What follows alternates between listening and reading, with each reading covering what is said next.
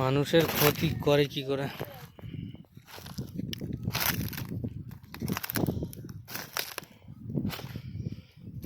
যারা এসব করেছে সব ডাকাত নাকি?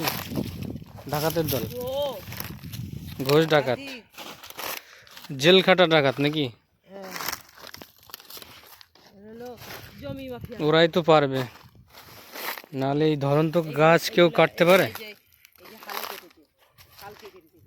কোনগুলো? এই যে এই তো নতুন কাটা আছে, এই যে এখনো শুকায়নি জল।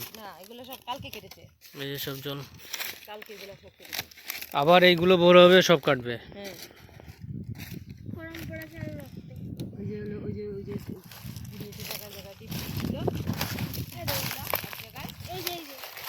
আবার সব নতুন কাটা।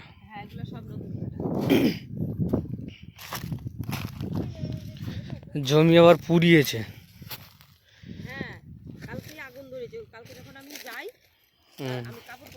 মানে এইটুকু দখল করবে। এই যে পুকুর তো কেটেছেই, পুকুর তো কেটেছেই, আবার এইটুকু দখল করবে পরিষ্কার করে। একদিকে পুরোটুকুনি দখল করবে, বুঝলা? এটাই হলো ওদের একটা প্ল্যান। জমি মাফিয়া হলে যা হয়। কম দামে নিয়ে নিলাম, বিক্রি করতে গেলে তো এখন দাম দেবে না, কায়দা না করে বিক্রি করা যাবে। মানে পুকুর বড় হচ্ছে না বলে এই কাজ করছে।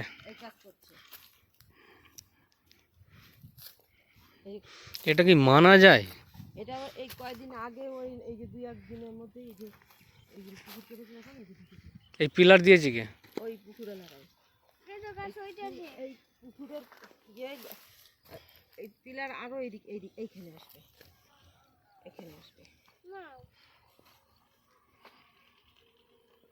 গেঞ্জি ঠিক আছে, হতেও পারে। দাও চকাচক গেঞ্জি পাড়াপুরি লাগা।